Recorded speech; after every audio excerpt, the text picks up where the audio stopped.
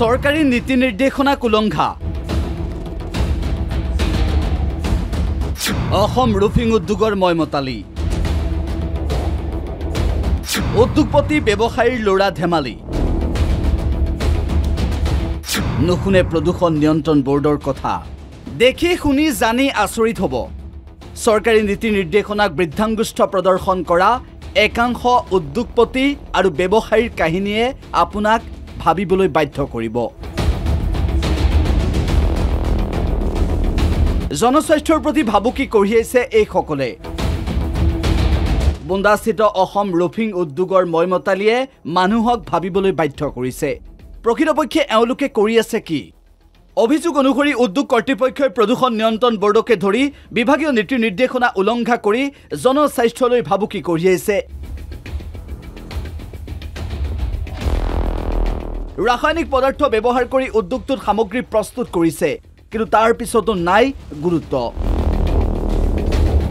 জিংধাতু গলাই পৰিৱেশ বিনষ্ট কৰাৰ সময়ত এই উদ্যোগটোৰ বিৰুদ্ধে উঠিছে আন বহু অভিযোগ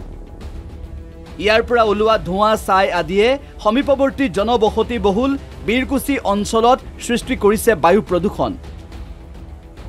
অঞ্চলটোৰ গছ-গছনি একেবাৰে শেষ হৈ গৈছে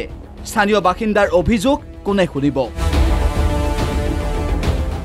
ইমান বিয়া গোন্ধ আহে আৰু এই গাছবিলাক তামোল চামোল নাৰিকল চাৰিকল সব একোৱে নহয় এতিয়া মানুহৰো বেমাৰ বেমাৰটো ক'বই নালাগে আৰু মাথাৰ বিষ আমাৰ এই কঁকাল হাত ভৰি সব বিষোৱা ছালৰ বেমাৰটো বৰ্তমান হ'ব আৰু আস্তে আস্তে উল্লেখ্য যে ৰাসায়নিক আৱৰ্জনাই ভূগৰ্ভৰ পানীও কৰিছে দূষিত ইফালে বিভিন্ন জৰীপত বুন্দাৰ বিভিন্ন প্ৰান্তত পানীত ফ্লোৰাইড আৰু আৰ্ছেনিকৰ উপস্থিতিও ধৰা পৰিছে শেহতীয়াকৈ ভৱেন ভূঞা নামৰ এজন লোকে দিয়া অভিযোগৰ ভিত্তিত কামৰূপ মহানগৰ জিলা যুটীয়া স্বাস্থ্য সঞ্চালকে চলোৱা তদন্তত পোহৰলৈ আহিছে অসম ৰুফিং উদ্যোগত চলি থকা বহু অনিয়মৰ তথ্য যে আমাৰ এই যিটো বৰিং কৰিছে বিশেষকৈ আমাৰ বীৰকুছিত কোনোদিনে পানীৰ সমস্যা হোৱা নাছিল এই পানীৰ সমস্যাটো দেখা দিছে এইকাৰণে তেখেতসকলে ইমান ডিপ বৰিং কৰিছে ফলত আমাৰ কি হৈছে আমাৰ যিখিনি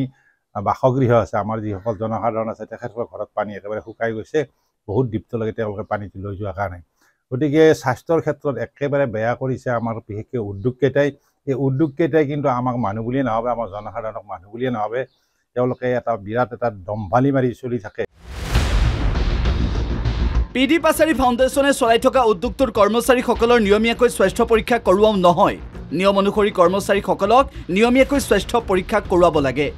কিন্তু উদ্যোগটোত চিকিৎসা সেৱা কেন্দ্ৰ আছে যদিও অনভিজ্ঞ অৰ্হতাবিহীন কৰ্মচাৰীয়ে কৰিছে পৰিচালনা আসাম ৰুফিং লিমিটেড এইটো আগতে আসাম এছবেষ্টছ লিমিটেড আছিল তেওঁলোকৰ এখন হস্পিটেল আছে চেৰিটি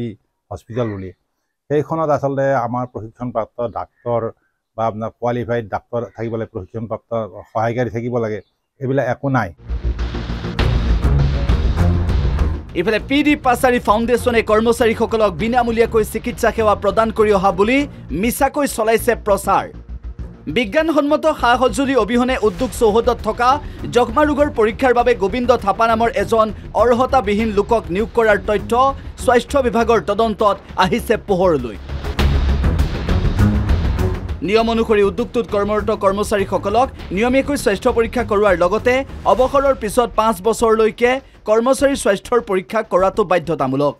কিন্তু পিডি পাচাৰী ফাউণ্ডেশ্যনে সকলো নীতি নিৰ্দেশনা অমান্য কৰিছে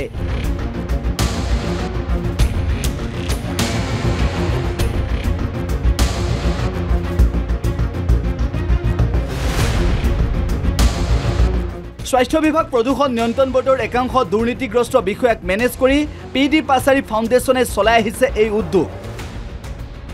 স্থানীয় ৰাইজে বহুবাৰ অভিযোগ দিয়াৰ পিছতো কোনো কাম নিদিয়াত উপায়ন্তৰ হৈ পৰিছে এইসকল লোক আৰু যাৰ বাবে সংবাদ মাধ্যমৰ দৃষ্টিগোচৰ কৰাইছে এই বিষয়টো এটা কি ব্যৱস্থা গ্ৰহণ কৰিব বিভাগীয় কৰ্তৃপক্ষই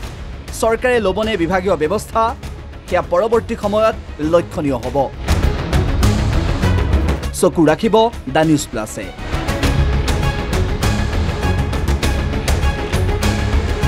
bureau report the news plus.